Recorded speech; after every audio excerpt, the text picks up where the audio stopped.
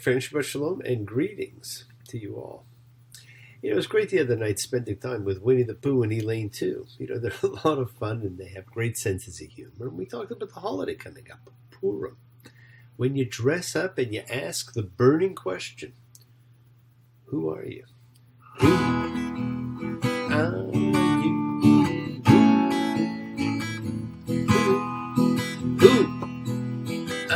are you? Now, one of the more complex songs by The Who, but it's a great question, and not just one for Purim. It's just that Purim's an opportunity to dress as your real self dictates. So, who are you? And why aren't you you more often? Now, Purim's a very famous holiday. It's a holiday named for a pur, an Akkadian, that's a Babylonian word, meaning a lot, a dice, because the date was picked by casting lots, by gambling. And it's the second of the great holidays that is centered around the casting of a lot. The other, of course, being Yom Kippur. Now, I bet you did not know that ancient Judaism was the gambling religion.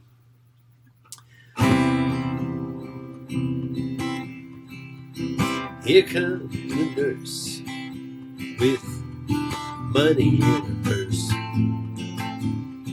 Here come the ladies and men.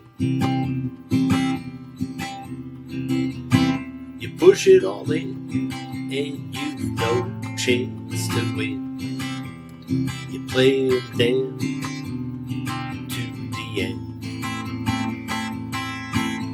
I'm laying in the sand, getting a sunshine tan, moving along, riding in style. From my toes to my head, you knock me down, I'm gonna have to put you down for a while.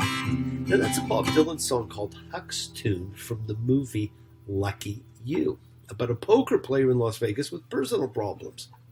Nothing new there. But it was actually one of those movies I watched by accident, and I might be the only one, and ended up thinking it was pretty good. Gambling is all around us, my friends. It is a vice humanity loves, and one that worlds turned on. And speaking of pretty good, I always feel pretty good when we come together every week as a group of like-minded, like-souled fellows seeking unification of spirit. There's no gamble there. We all know what we want.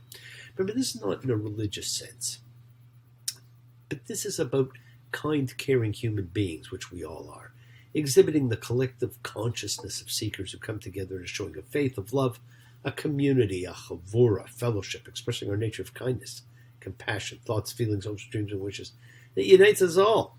This community house of spirit, Bethruach, sharing and bringing light, keeping fear at bay. So once again, please do go ahead. Invite everybody, physically, psychically, emotionally, spiritually, to gather and share from Psalm 133, the Hine Matov. Hine Matov. Shevet Achim Gam Yachad. Hine Matov. Shevet Achim Gam Yachad. How good, how pleasant it is for brothers and sisters together. Community. Community. Community. Together. Let's all spread love, goodwill, and fellowship to the world together, my friends. Remember, this is your setting aside just a little bit of sacred time in your sacred space to honor and converse with whoever, whatever you happen to believe in. It's a part of your kavanah, your intention that you put out to the universe. It is your goodwill. Let's take some time now to send some light and some healing out to whoever you know that needs it, that goodwill which invokes healing and renewal for everybody. It floats through space, finding those in need. So send it out. For those you know and for the souls and spirits of everybody you love. So think of whoever that needs healing and renewal and love, or just plain goodwill. Focus on them. Call their names. It's not just for people, my friends. It's for our pets, for the earth. It is the healing of the world. The tikkun olam that's part of our spiritual genetic makeup. Let's send out thoughts and energy for health and renewal for everybody in need. For those in our hearts and our minds, let's Shout out hallelujah for Dawn, for Ben and Bob, for David, for Myra, for Lori and Maria and Patrick, and for Devorah. Friends, it is the kindness, the healing wishes, the goodwill and love we all send out. It circles the world finding those in need. So thank you, each of you, for all you do, for all you care. Because the world is a world of spirit, and spirit, my friends, never dies. Me, Shabbat, ever painu, Kokor ha-ha-ha, Lima painu, may the source of strength bless the ones before us. Help us find the courage. Make our lives a blessing. The renewal of God. The renewal of spirit. Let us say, Amen. Mishaberach, let us all have our spirits renewed everywhere. This is the great prayer for healing, my friends, in which we call upon God to heal as he has healed before. Mishaberach, may he who blessed, because all healing is a blessing. Let's send and receive healing and renewal energy in our efforts to love, to share, to care, to grow. Now, the holiday of Purim is upon us, and it is during Purim we read what is known as the Megillah of Esther. That's a very fancy word for scroll. Now, there's actually 5 books of Jewish scripture that are properly referred to as Megillahs or scrolls. Esther, Ruth, Ecclesiastes, Song of Songs, and Lamentations, which we almost never read. Now, even though they're all known more as books, this one is always referred to as a Megillah. And yes, you're right. It's a little odd because I know what you're thinking. All the books of the Bible were actually written on scrolls. Now, during the reading, it's customary to boo, hiss, and rattle noisemakers whenever the name of Haman is mentioned. He's the villain of the story, and the purpose being to blot out the hearing of his name.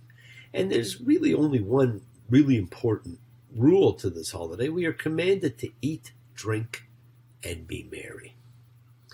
They say, eat, drink, and be merry. The bull by the horns, and I keep seeing visions of you. A lily among thorns, everything looks a little far away to me. Getting harder and harder to recognize the trap. Too much information about nothing, too much educated crap. Just like you told me, just like you said it would be. Moon going up like wildfire, feel the breath of the stone. Something I gotta do tonight, you go inside and stay. Someone's got a hold of my heart. Someone's got a hold of my heart. Someone's got a hold of my heart. You, yeah. Got a hold of my heart. Now they say, according to the Talmud, a person's required to drink until he cannot tell the difference between cursed be Haman and blessed be Mordechai. Though opinions differ as to actually exactly how drunk that is, and whether it is even a requirement to be drunk or not. You'll also hear it referred to as a minor holiday. And by that distinction of major and minor, it's not about importance, you see. And that's what people immediately think. You see, major holidays are biblical holidays, and minor ones are not. And the 2 most famous minor holidays, being Purim and Hanukkah, added hundreds of years later, both are just as important as any other holiday in the year, and both share the distinction of being about miracles. Now, the Megillah of Esther, it's a classic statement of anti-Semitism, perhaps the first such written anywhere. Esther 3:8. Haman then said to King Ahasuerus, there's a certain people, scattered and dispersed among the other peoples in all the provinces of your realm, whose laws are different from those of any other people, and who do not obey the king's laws. And it is not in your majesty's interest to tolerate them. Haman is saying because the Jews are different, they must be suspect. No, unfortunately, This type of reasoning has again and again throughout Jewish history been the unwarranted rationale for senseless persecution. And the names, of course, are all well known. The king in the book of Esther, King Ahasuerus, is King Xerxes of Persia. Mordecai, the hero of the story, is the Babylonian king of the gods, Marduk. And Esther, the heroine, is the Babylonian queen of the gods, Ishtar. Now this, like many stories, is a story that may be part fable and part history. And if you get nothing else from it, my friends, understand that it is a miracle story. And miracles do happen. This miracle predates the official holiday of miracles, which is Hanukkah, by about 300 years. Miracles happened then. Miracles continue to happen now. Can you think of the miracles of your life? If you have difficulty, just think of the love you have. That is one of the greatest miracles we all have. Now, so join us for a reading this week, and do not forget the 4 things that you've always been encouraged to do for this holiday. Perform acts of tzedakah, charity, kindness. Give gifts to the less fortunate. Honor the appointed time. It's the 14th of Adar, as the book of Esther tells us, and it's the evening of March 9th to the 10th this year. And we're to remember the days of Purim for all generations, so it is held annually. Hear the Megillah read. The whole Megillah. Now, the Megillah, of course, is the scroll or book of Esther. It's not that long. And I'll be reading it, and I do my own translation. It is on our YouTube channel, so you can go and listen or watch anytime you would like. I know you want to hear it on the official date, but if you can't, it's okay. It really is a great story and one worth your listening to. Enjoy a holiday meal. It's our 4th thing. It is celebratory, so have a great time. And it is one of those holidays where you may well be expected to become inebriated. If so, do not drive. Be responsible. Take an Uber. Enjoy the holiday. It is a wonderful holiday. Now, this week we read more about the priestly trappings as we read tetzavah, command. Exodus 27:20. And you shall command the children. And whenever we see the and you, it means, hey, Moses, and you shall command the children of Israel that they shall bring clear pressed olive oil to you for the light, to keep up a lamp always. In the tent of meeting outside the pavilion that is over the testimony, Aaron and his sons shall arrange it from evening until morning, in front of the Lord, an eternal law through their generations from the children of Israel. Well, this is your everlasting light, the Ner Tamid. But it was an evening light, not quite everlasting, except it represents the everlasting light in our hearts, my friends, that keeps fear at bay, illuminates truth, and shines a light on the love of God for everyone and everything. Exodus 28:15. And you shall make a breastplate of judgment, designer's work, 4 rows of stone, a row of carnelian, topaz, and an emerald, the 1 row. The 2nd row, a ruby, a sapphire, and a diamond. The 3rd row, a jacinth, an agate, an amethyst. The 4th row, a beryl, and an onyx, and a jasper. They shall be set in gold in their mountings. Now, this is the famous breastplate of Aaron.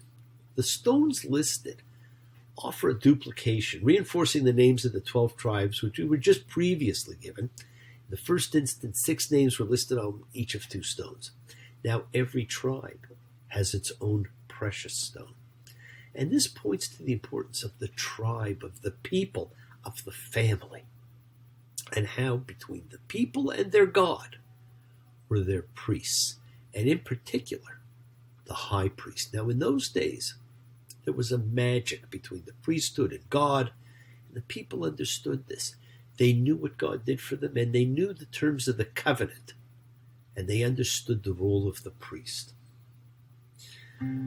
You have given everything to me. What can I do for you? You have given me eyes to see.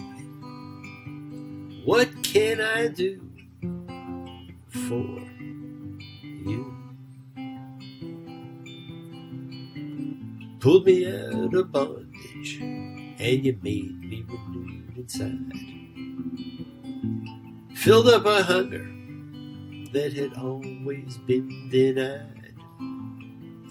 Opened up a door no man can shut, and you opened it up so wide. You've chosen me to be among the few. What can I do for you? And you shall place in the breastplate of judgment the Urim and Thummim, that they may be over Aaron's heart when he comes before the Lord. Now, we have pondered for centuries. We know what most of the stuff that we're reading about here is, but we have pondered for centuries what the Urim and Thummim actually are. They have something to do with inquiring of God for an answer to a question. They may contain letters that can spell out long answers, or they may provide only a yes or no. Or they may also provide a third option, a no response, or they may be like casting special lots themselves.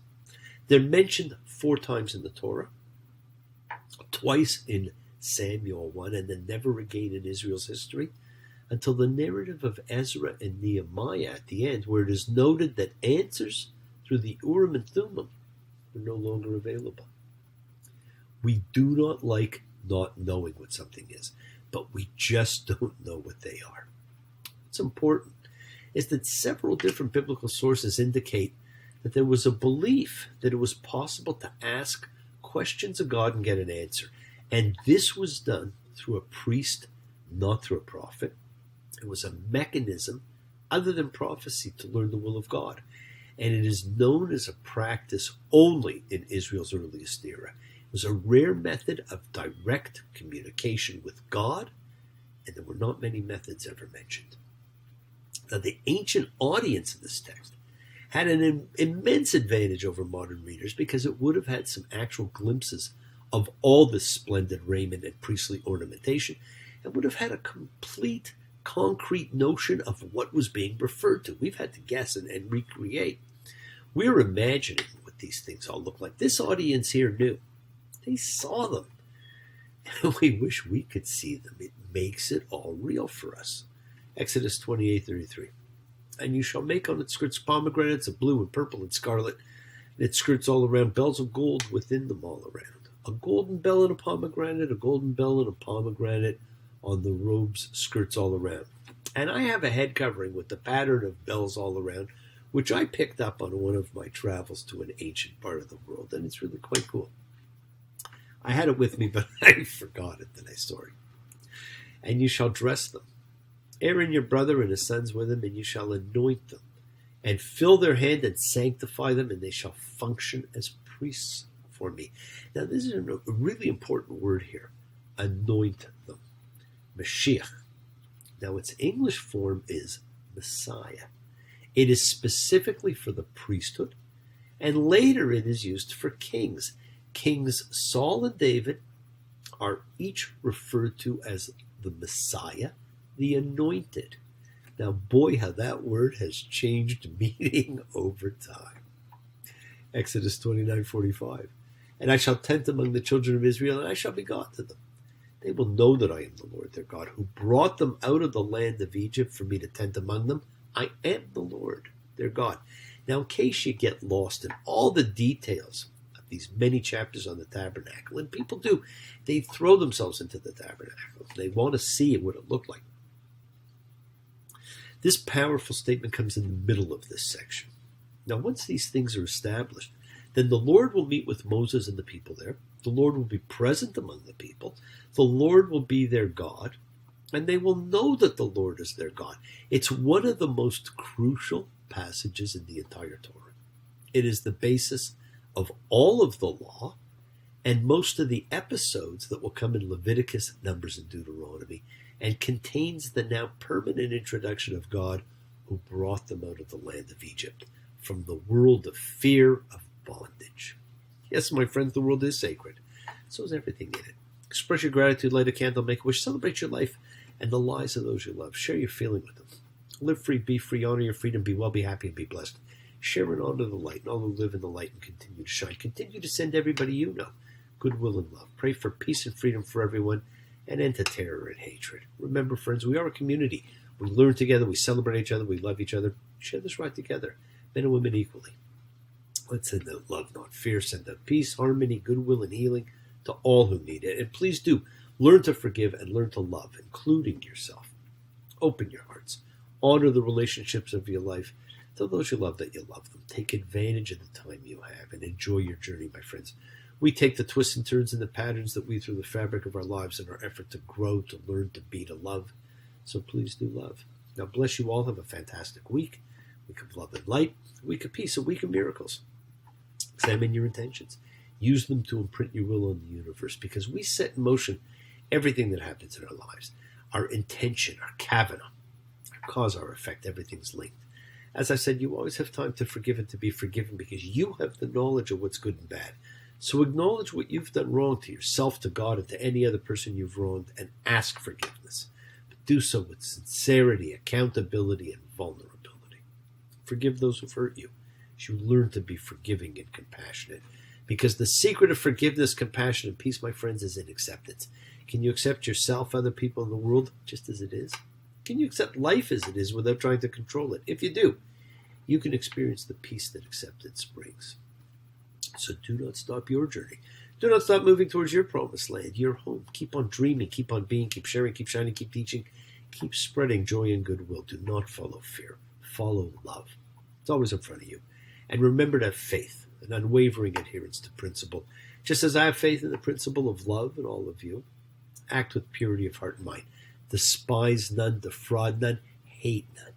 Cherish all, honor every child of God, every creature of the earth. May all people know peace in this year. And may you nurture kindness and love everywhere you go. And work to be present in the body. Expand your heart and quiet your mind. Because the deepest source of real power lies in your consciousness and your ability to be mindful, to be aware, to be present in all of life's circumstances. Make the most of your time in this life and continue to touch and transform the lives around you, because you're never alone. You're forever blessed and have the ability to bring blessings to everybody you meet, health, love, and renewal to everybody you come across, because we're all energy. Energy cannot be destroyed. It can only be transformed. Friends, your words are your power to transform, to love, to bless. So be generous with them. Bless others and bless yourself. Love with the heart, because we're all part of a greater whole. Embrace love, not fear, forgiveness, not anger, and be there for someone, because someone will always be there for you, whether you know it or not. And continue to explore faith and belief in what they mean to you, and never accept shame as a natural state. Whatever you feel, others have felt. Whatever you've experienced, others have too. We share together, we learn together, and we help each other. We are each of us trying to find love and acceptance and support. We all have or could have that special someone in our lives, so find them and tell them what they mean. And remember, you're never alone on your journey to your promised land. Watch your words. They hurt you, they heal you, they imprison you, and they free you. Keep forgiving those you need to forgive, and keep asking forgiveness from those you need to ask forgiveness of. It's not a one-day thing. Listen to the voice of God as he, she, it talks to you. And please enjoy the miracles of life. You too can all throw the dice and win. You always won every time you placed the bet.